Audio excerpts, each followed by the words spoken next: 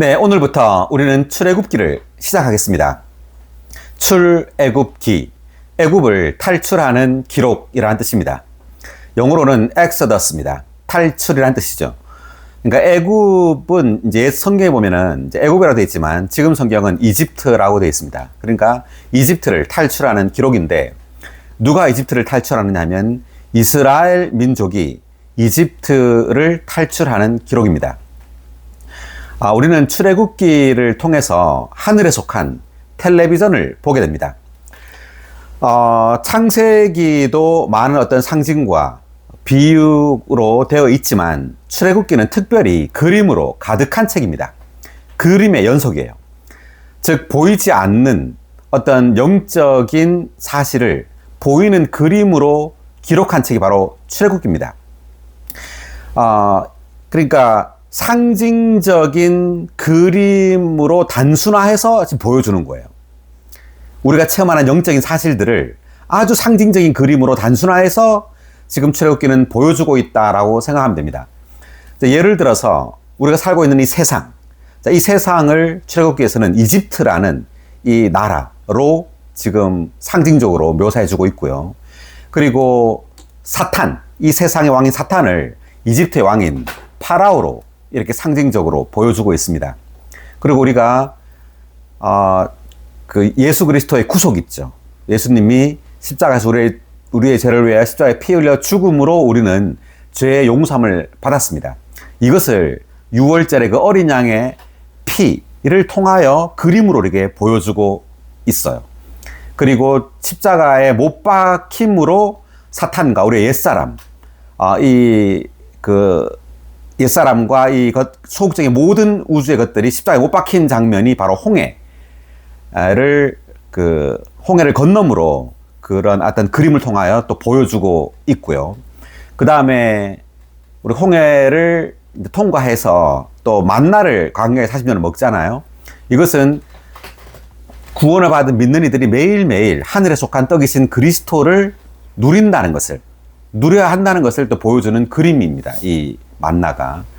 즉 생명의 떡이신 그리스도를 보여주는 그림이죠. 그리고 깨진 반석에서 물이 나왔다. 이 깨진 반석, 이것은 십자가에 못 박히신 그리스도입니다. 그리고 여기서 생수가 나왔다는 것은 바로 부활하신 그리스도를 가리키는 거예요. 생수가. 그러니까 주님이 죽고 부활하여 이제 생명 주시는 영, 그 영이 되셨죠. The Spirit. 아멘. 이것을 보여주는 그림이 바로 깨진 반석으로부터 나온 생수입니다. 마지막으로 이제 성막이 아니라 그 전에 그 십계명. 이 십계명은 바로 하나님의 말씀이신 그리스도를 보여주는 그림이고요. 그리고 마지막 성막은 바로 하나님의 거처인 교회를 보여주는 그림입니다. 이렇게 출애굽기는 상징적인 그림으로 가득한 책이에요. 그래서 우리가 이것을 염두에 두고 출애굽기를 볼 필요가 있습니다. 아멘. 그리고 우리가 이제 출애굽기를 창세기와 이제 비교해서 본다면 창세기는 많은 인물들이 나오죠. 아담으로부터 시작해서 아벨, 에노스, 에녹, 노아, 그리고 아브라함, 이삭, 야곱, 요셉, 이렇게 이러한 개개인의 어떤 인물들의 삶을 통해서 영적인 의미를 우리에게 가르쳐주고 있다면 출애굽기는 단체적인 이스라엘 백성의 어떤 여정, 어떤 움직임을 통해서 그림을 보여줌으로 영적인 의미를 우리에게 보여주고 있습니다. 그래서 창세기는 어떤 개개인의 어떤 개인적인 그리스도인의 삶을 보여준다면 출애굽기는 단체적인 그리스도인의 어떤 여정을 통하여 어떤 그림을 보여주고 있다라고 비교해서 우리가 설명할 수 있겠습니다. 아멘. 자, 그러면 이제 출애굽기를 읽어가면서 한번 이야기해 보겠습니다. 1장 1절 읽어볼까요? 야곱과 함께 각자 가족을 데리고 이집트로 간 이스라엘의 아들들의 이름은 이러하다. 자, 야곱과 함께 가족을 데리고 이집트로 갔다. 우리가 창세기를 했을 때 그 요셉이 이집트의 총리였잖아요. 그래서 모든 가족이 이집트로 다 왔습니다. 그래서 이집트에 이제 살고 있는 거죠. 살면서 이집트에서 이 12명의 아들들이 아들, 딸을 낳고 이제 이렇게 인수가 많아졌겠죠. 이제 그렇게 이제 세월이 간 겁니다. 자, 우리 1절에 1번 각주를 읽어보겠습니다. 역사적인 순서에 따르면 출애굽기가 창세기의 영속이지만 출애굽기는 하나님의 백성의 영적 체험의 단체적인 방면을 묘사하는 데 반해 창세기는 주로 개인적인 방면을 묘사한다. 이 두 방면은 하나님의 백성의 온전한 영적 체험을 나타낸다. 네, 출애굽기는 하나님의 백성의 영적 체험의 단체적인 방면, 그리고 창세기는 개인적인 방면을 묘사한다라고 되어 있습니다. 자, 그리고 1의 2번 각주, 이집트에 대한 각주 읽어볼까요? 이집트는 육체적인 누림이 가득한 세상의 예표이며 이집트 왕 파라오는 세상의 통치자 사탄의 예표이다. 네, 그 이집트라는 이 곳은 육체적인 누림이 가득한 세상을 예표합니다. 그리고 이집트 왕인 파라오는 세상의 통치자 사탄의 예표예요. 이것에 대해서 한번 성경 말씀을 찾아보면 요한복음 12장 31절 보겠습니다.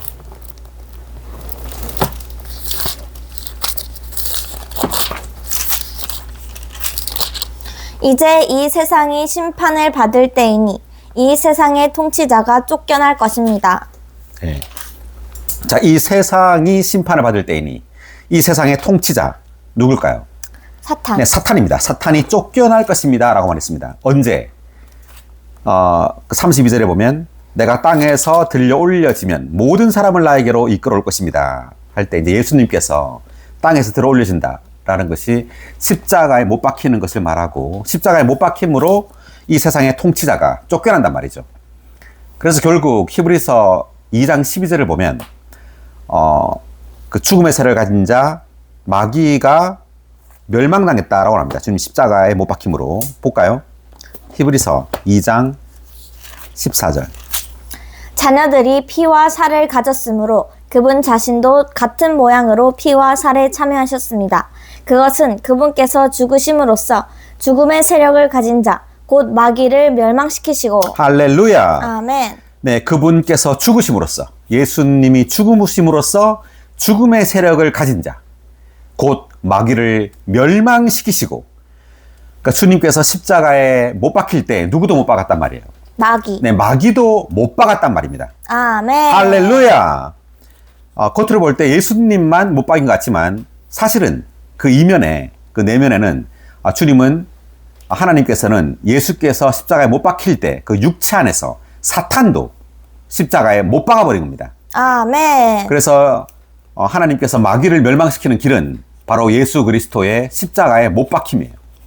주님께서 못 박히심으로 그 예수의 죽음 안에서 마귀도 사탄도 십자가에 못 박혔습니다. 아멘. 할렐루야. 자, 놀라운 일이 십자가에서 벌어졌습니다. 네, 다시 자 돌아오면은, 자, 그래서 이 이집트 왕 파라오는 세상의 통치자 사탄을 예표한다라고 되어 있습니다. 자, 계속 읽어보면 이 세상은 하나님의 백성을 세상의 왕 사탄 아래에서 노예 노릇을 하며 속박받게 만든다. 그래서 우리 모든 사람은 지금 세상에 살고 있죠. 이 세상의 왕은 사탄입니다. 그래서 우리는 사탄의 지배하에 살고 있는 거예요. 겉으로는 우리가 사는 것 같지만 사실은 사탄이 지배하고 있는 거예요. 온 땅의 모든 인류는 이러한 사탄의 속박, 노예 노릇하며 속박받으며 살고 있는 겁니다. 그 에베소서 2장 2절을 다시 한번 찾아보면, 자, 2장 1절부터 읽어볼까요? 1절, 2절. 그런데 여러분은 허물과 죄들 가운데서 죽어 있었습니다.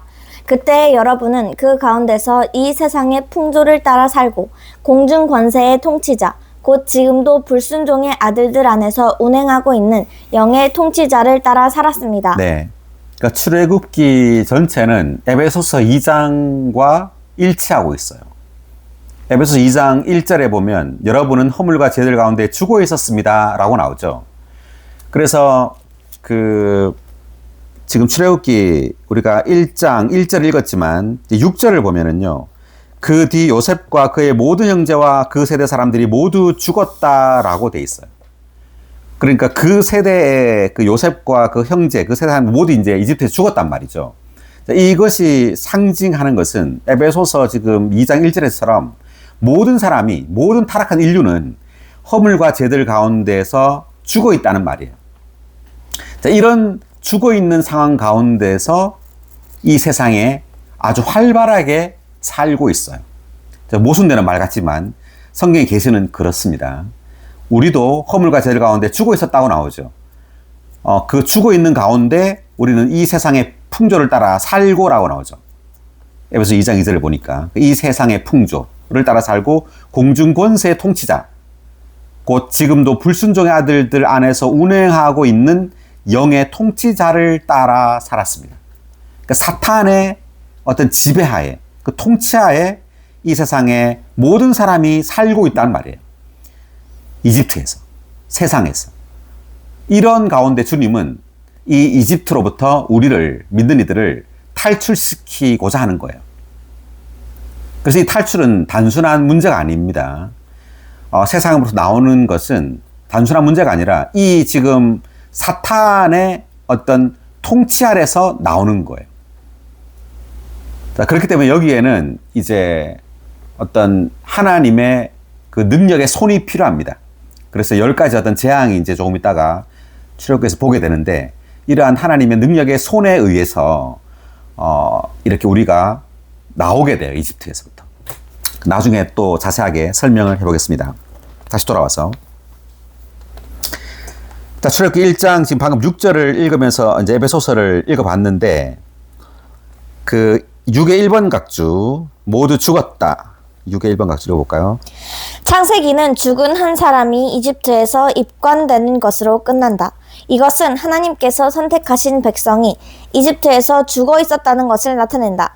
그들은 죽어 있었으면서도 매우 활발하였고 활동적이었다. 네. 그러니까 창세기 50장 보면 그 이제 요셉이 입관되죠. 죽었단 말이에요. 자, 그것은 죽어 있었으면서도 매우 활발하였고 활동적이었다. 어디서? 이 세상에서. 그런 말입니다. 계속. 그들은 이집트에서 생계를 유지하며 이집트의 쾌락을 누리고 있었지만 파라오에게 사로잡히고 노예가 되어 혹독하게 일을 하였다. 네. 이집트에서 생계를 유지하며 이집트의 쾌락을 누리고 살고 있죠. 우리가 지금 이 세상에서 이렇게 살고 파라오에게, 사탄에게 사로잡히고 노예가 되어 혹독하게 일을 하고 있습니다. 지금 출애굽기 1장을 보면. 이것이 지금 우리가 살고 있는 그 상황을 상징적인 그림으로 보여주고 있는 거예요. 계속해서. 그러므로 그들은 하나님께서 그들을 창조하시고 선택하신 목적을 이룰 수 없었다. 이집트에서 파라오의 학정 아래 있던 이스라엘 자손의 상태는 세상에서 사탄의 손 아래 사로잡히고 노예가 되어 그의 악한 어둠의 세력 아래 있는 타락한 인류의 상태를 보여주는 온전한 그림이다. 예. 그래서 우리 지금 세상에 지금 파라오의 학정, 사탄의 학정 아래 살고 있는 이 상태가 사탄의 손 아래 사로잡히고 노예가 되어 그의 악한 어둠의 세력 아래 있는 타락한 인류의 상태를 보여주는 그림이에요. 그래서 우리는 지금 이 세상에서 이 악한 어둠의 그 세력, 그 사탄의 그 악한 영의 지배하에 살고 있는 겁니다. 그래서 여기서부터 우리를 구출하는 것이 바로 출애굽기예요. 자, 골로새서 1장 13절을 볼까요?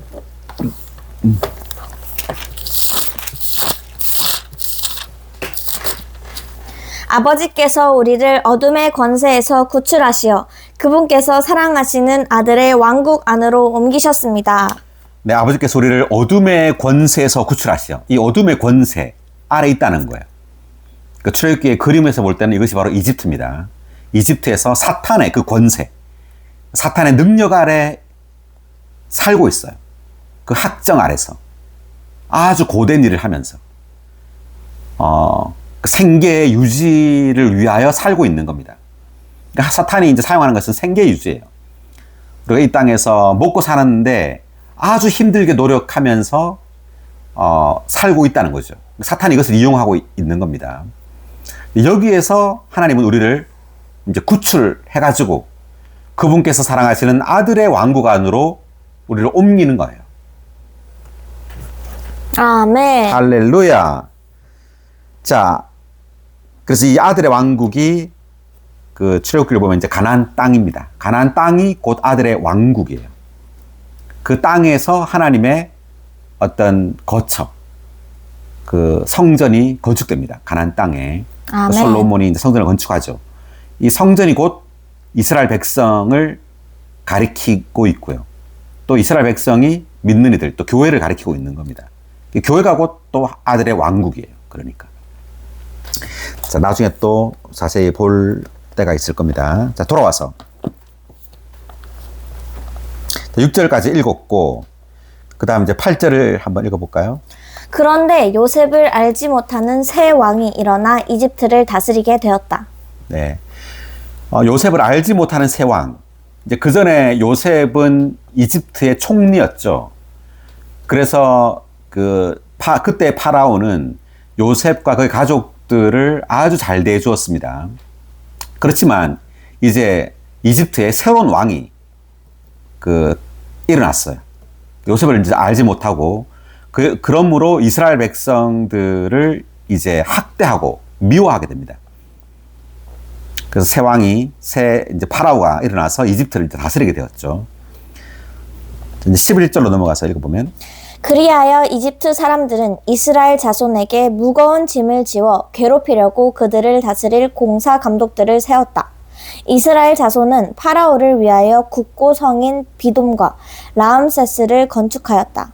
자, 이스라엘 백성에게 무거운 짐을 지워 괴롭히려고 그들 다스릴 공사 감독들을 세웠다 이렇게 했는데, 그러니까 우리가 세상에서 이렇게 사는 것은 아주 무거운 짐이라는 거예요.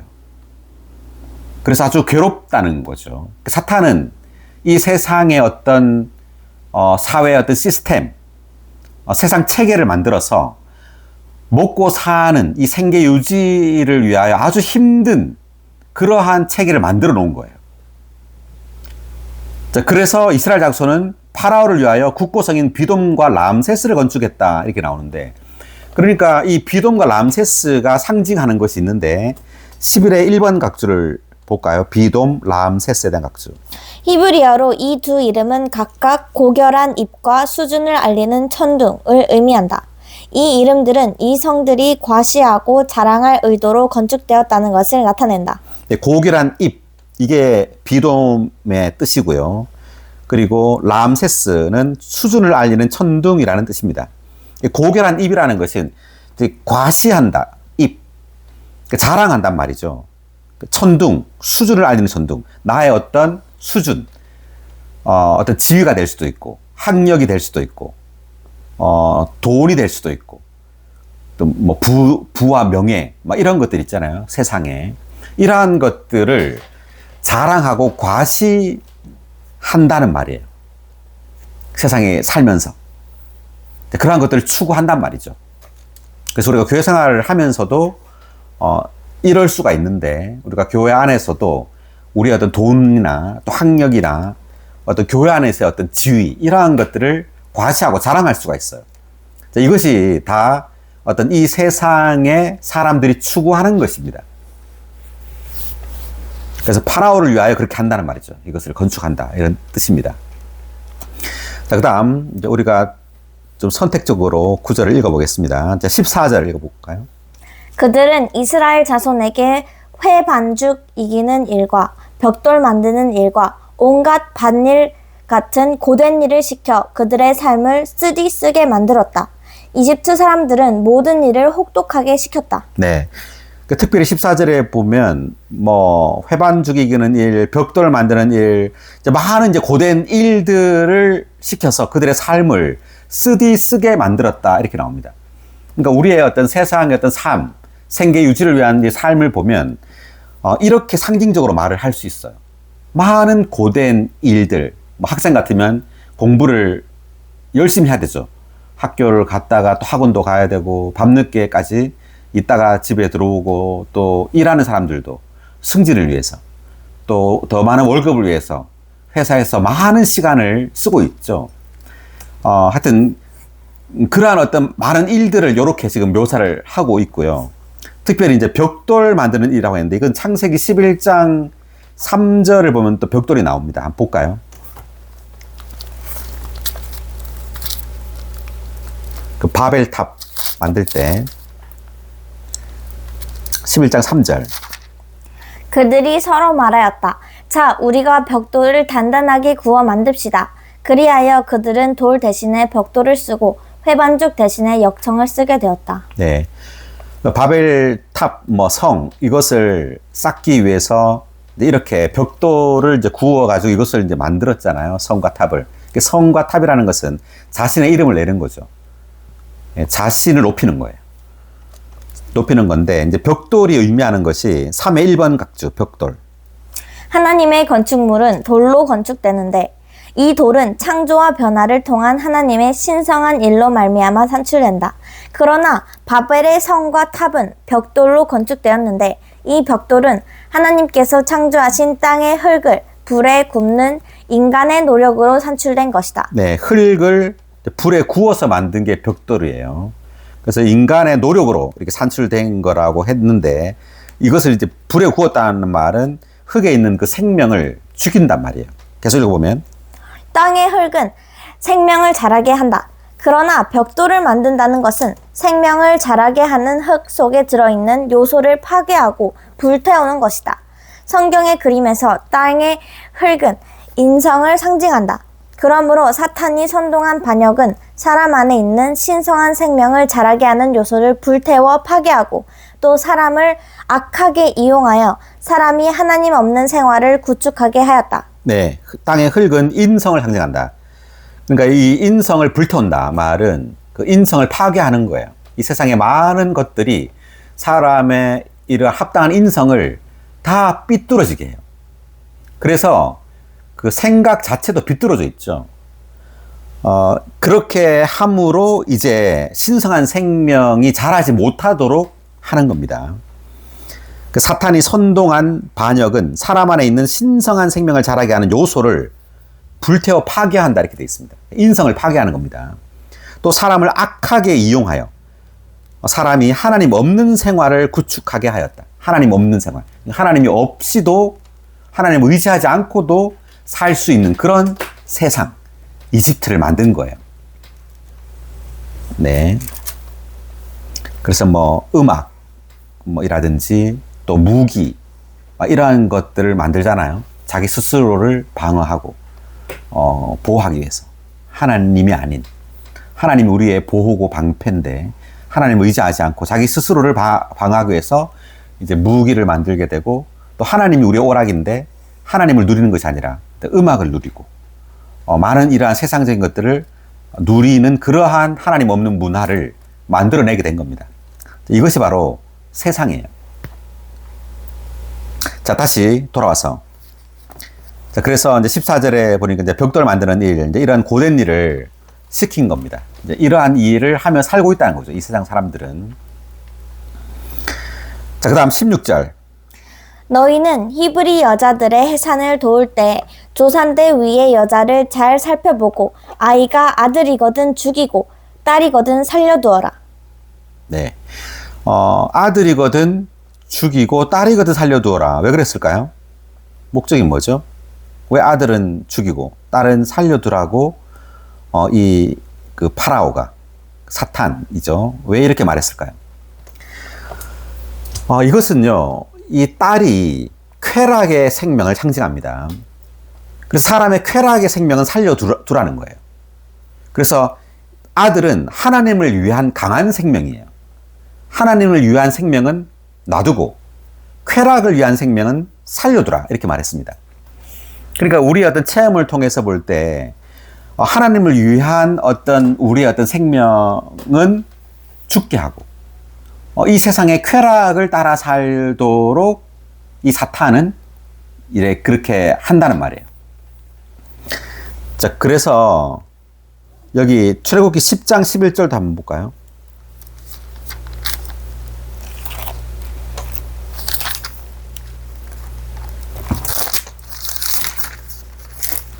안 되겠다. 이제 남자들만 가서 여호와를 섬겨라. 그것이 너희가 바라는 것이 아니냐. 그들은 파라오 앞에서 쫓겨났다. 그러니까 파라오와 이제 흥정하죠. 모세가 흥정하는데 파라오가 하는 말이 자, 그렇다면 남자들만 가라. 여자 남겨둬라. 이 말이에요. 여자는 이집트에 남겨두고 남자들만 가서 여호와를 섬겨라. 이렇게 파라오가 말한 겁니다. 이것이 바로 의미하는 것이 정욕을 위한 생명은 살려두라는 거예요. 남겨두라는 말이죠. 그러니까 우리가 주님을 따를 때 완전하게 주님을 따르지 못하게 하는 겁니다. 사탄은. 못하게 하고 이 세상의 정욕을 누리면서 여호와를 섬기라고 말하는 거예요. 자, 다시 돌아와서 그래서 지금 16절에서 이제 같은 겁니다. 아들이거든 죽이고 즉 하나님을 위한 생명은 죽이고 이 세상의 쾌락을 위한 생명은 살려두어라라고 파라오가 이 사탄이 이렇게 말한 겁니다. 자, 그다음 그 16번 각주를 읽고 넘어갈까요? 성경에 따르면 남자의 생명은 하나님의 목적을 위한 생명을 나타내며 여자의 생명은 특히 타락한 사람들 가운데에서는 사람의 쾌락을 위한 생명을 나타낸다.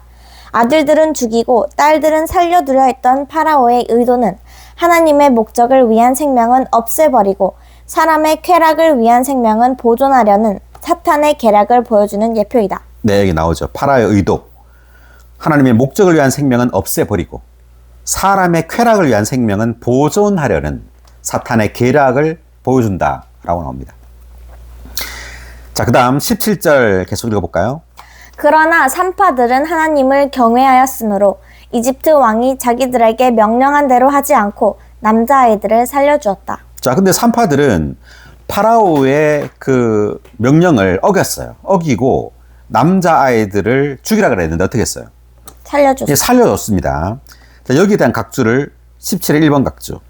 구약 성경의 시작 부분에서 사탄은 여자인 하와를 방문하여 남자의 생명을 죽이는데 그 여자를 썼지만 신약 성경의 시작 부분에서 하나님은 처녀 마리아를 방문하시어 그분의 구원을 가져오시는데 그 여자를 쓰셨다. 동일한 원칙으로 출애굽기 1장에서 파라오는 산파들을 써서 남자의 생명을 죽이려고 하였지만 하나님은 그 여자들을 쓰시어 그분의 목적을 위한 생명을 살리셨다. 네. 그 창세기를 보면은 그 사탄이 이제 하와를 방문해서 이제 속였잖아요. 그래서 선악지식 나무를 먹게 했습니다. 그렇지만 또 신약에서는 주님은 처녀 마리아를 방문해서 이제 예수 그리스도를 낳게 했죠. 여자를 사용했단 말입니다. 그리고 또 출애굽기 여기서는 이제 파라오가 산파들을 해서 남자의 생명을 죽이려 했지만 또 하나님은 그 산파들, 여자들을 사용해서 하나님의 목적을 위한 생명을 살리셨다 이렇게 나옵니다. 그러니까 여자의 생명은 한면으로 쾌락의 생명이지만 또 한면으로는 하나님께서 이 여자의 생명을 사용하세요. 그러니까 우리는 한면으로 주님께 사용되어지는 여자의 생명을 또 한면으로 가지고 있는데 그 말은 하나님을 의지하고 하나님을 경외하는 생명이에요. 우리는 이 생명을 사용해야 합니다. 아멘. 할렐루야. 그래서 하나님은 이렇게 여자의 생명을 사용한다 라고 나오고요. 자, 넘어가서 이제 출애굽기 2장으로 넘어가겠습니다. 2장. 이제 모세가 태어나게 되는데 그 남자애들 다 죽이라 그랬지만 이 모세를 숨겨두게 됩니다. 자, 2장 1절을 볼까요? 레위 집안의 한 남자가 가서 레위 사람의 딸을 아내로 맞이하였다.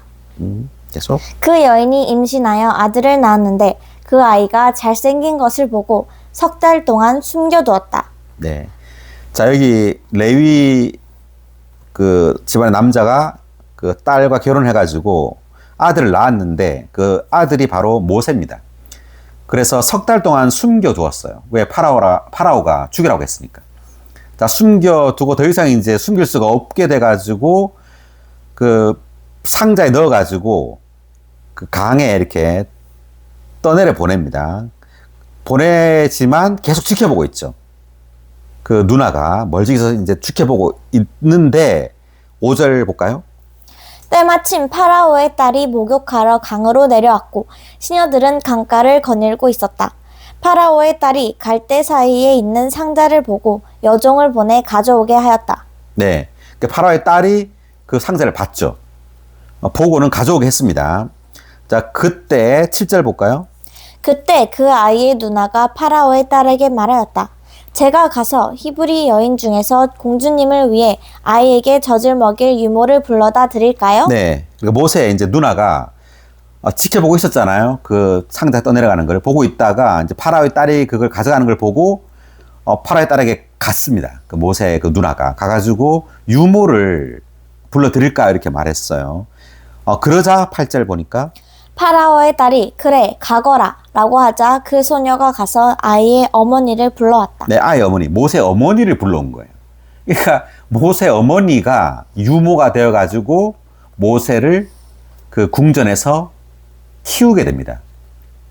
진짜 엄마가 지금 키우는 거예요, 모세 어머니가. 자, 그러면서 이제 모세 어머니가 모세를 키우면서 모세에게 이런저런 이야기를 해주겠죠. 하나님에 대해서도 이야기했을 테고. 그리고 모세가 히브리인이라는 것을 말해줬을 겁니다. 내가 10절을 읽기 전에 자 2의 1번 각주를 읽고 넘어가겠습니다. 하나님은 출애굽기 1장에서 여자의 생명을 사용하시어 그분의 백성을 보존하셨고 2장에서 여자의 생명을 사용하시어 그분의 목적을 위하여 보존하신 백성을 구원할 구원자를 예비시키셨다. 하나님은 이스라엘의 구원자가 될 모세를 예비시키실 때 세 여자, 즉 모세의 어머니와 모세의 누나와 파라오의 딸을 쓰셔서 모세가 태어나고 젖을 먹고 구출받고 양육받고 하나님의 목적을 위하여 훈련받게 하셨다. 네, 모세 어머니가 이제 유모가 되어서 모세를 키우고, 이제 모세의 누나가 이렇게 연결했고, 파라오의 딸이 이제 데려가고 궁전으로. 그래서 주님은 이런 이 세 여자를 사용했단 말이죠. 그다음. 하나님께서 이 여자들을 쓰신 것은 결정적인 시기에 하나님께서 사용하실 수 있는 유일한 생명이 바로 하나님과 함께 서며 하나님을 의지하는 생명을 상징하는 여자의 생명이라는 것을 계시한다. 네. 그러니까 하나님께서 사용할 수 있는 유일한 생명은 바로 여자의 생명이에요. 그 말은 여자는 연약하기 때문에 남자를 의지하죠. 그래서 이 우주 가운데 유일한 남자는 바로 하나님입니다. 모두가 여자예요. 우리도. 우리는 여자로서 하나님을 절대적으로 의지해야 한단 말이죠. 아멘. 그래서 우리가 하나님을 절대적으로 의지할 때 하나님은 우리를 하나님의 일에 사용하신다라는 뜻입니다. 아멘. 그 다음 10절을 읽어볼까요? 아이가 자라자 그 여인은 아이를 파라오의 딸에게 데려갔고 그 아이는 공주의 아들이 되었다. 파라오의 딸은 내가 이 아이를 물에서 건져내었다 라고 하면서 아이의 이름을 모세라고 하였다. 파라오의 딸이 이 이름을 지어줬네요. 모세라고. 부모는 지어주지 않았고 파라오의 딸이 이제 이 모세라는 이름을 지어줬는데 이 이름 뜻이 뭐냐 하면 건져내어졌다라는 뜻이라고 합니다. 자, 그 다음 12절 읽어볼까요? 주위를 살펴 사람이 없는 것을 확인한 후에 그 이집트 사람을 쳐 죽여 모래 속에 감추었다. 자, 왜냐하면 이제 모세 11절을 보면 모세가 이제 나갔는데 그 어떤 이집트 사람이 그 히브리 사람을 때리는 것을 본 거예요. 그것을 보고서 그 이집트 사람을 쳐 죽여가지고 모래 속에 감추었어요, 모세가. 왜 그랬느냐 하면 모세 어머니가 모세를 키웠잖아요, 유모로서. 키우면서 모세에게 많은 얘기를 해주면서 자기가 히브리 사람이라는 걸 말해준 겁니다, 모세한테. 그런데 히브리 사람을 지금 막고 있죠, 이집트 사람한테. 그걸 보고 모세는 이렇게 이 사람을 쳐 죽여버린 거예요. 그래서 모세가 감추었던 겁니다. 자, 이 일 때문에 모세는 파라오에서 도망해가지고 미디안 땅으로 도망하게 됩니다. 그래서 그 미디안 땅에서 40년 동안 양을 치게 돼요. 자, 이것이 의미하는 게 뭐냐면은 모세는 자신의 어떤 능력으로 그 이스라엘 사람들을 도와주고 도와주려고 하는 겁니다. 그렇지만 하나님은 모세의 그 천연적인 능력, 천연적인 힘을 통해서 이스라엘 민족을 구원하는 게 아니에요. 반드시 모세는 하나님을 의지해야 합니다. 아멘. 그래서 모세는 이렇게 도망해서 40년 동안 양을 치면서 자신의 천연적인 그 힘과 능력이 이제 소진될 때까지 40년의 시간을 이렇게 아무 할 일 없이 이제 보내게 됩니다. 자, 그것은 이제 좀 이따 보기로 하고요. 자, 어쨌든 이것이 그 베드로의 어떤 이야기가 비슷한데, 요한복음 18장 10절을 보면,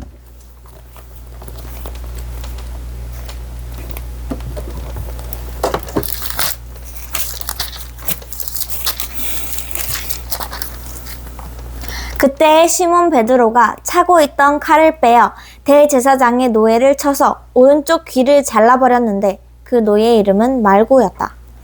예수님을 잡아가려고 하니까 베드로가 칼을 빼가지고 대제사장의 노예의 그 오른쪽 귀를 잘라버렸어요. 칼을 아주 잘 쓰는 사람인 것 같은데, 베드로가. 어쨌든 이렇게 했죠. 그러니까 예수님께서 베드로에게 11절에 보니까 그 칼을 칼집에 꽂으십시오. 아버지께서 주신 이 잔을 내가 마셔야 하지 않겠습니까? 이 잔이라는 것이 이제 십자가의 죽음을 말하는데, 어쨌든 베드로는 자신의 천연적인 이러한 힘으로 주님을 도우려고 한 거예요. 그렇기 때문에 이제 베드로는 이것이 처리받아야 합니다. 베드로는 자신의 천연적인 힘을 사용하는 것을.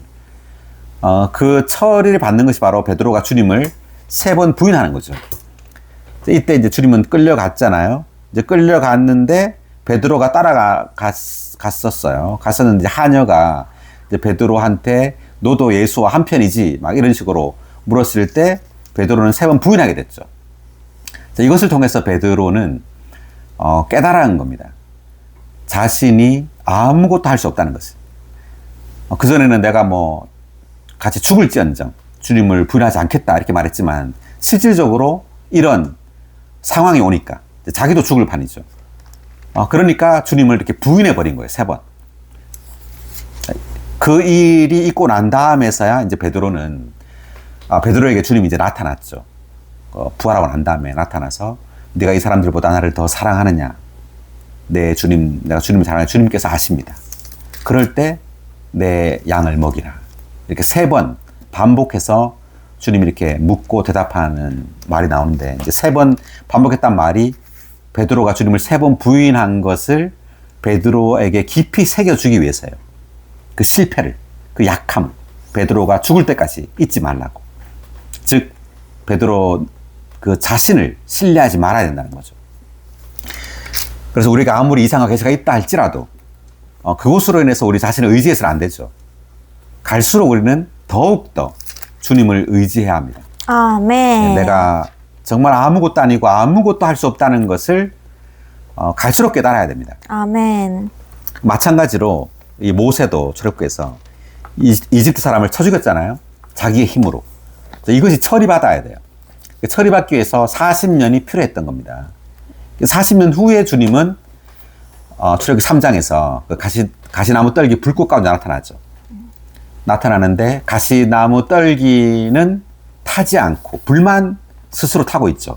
이것이 의미하는 것은 가시나무 떨기는 모세를 상징하고, 저주받은 타락한 사람의 모세를 상징하고, 불은 하나님을 상징합니다. 거룩하신 하나님. 그래서 우리를 모세의 그 지혜와 능력과 그러한 것을 주님은 연료로 사용하지 않는다는 거죠. 하나님은 스스로 불타시는 거예요. 아멘. 다만 모세를 통해서 역사하시지만 우리의 지혜의 능력을 사용하지 않는다라는 것을 보여주는 그림입니다. 자, 저기 3장에서 그렇게 자세하게 이제 말을 해볼 거고요. 자, 그래서 하여튼 모세는 도망갔습니다. 도망가서 이제 21절을 볼까요?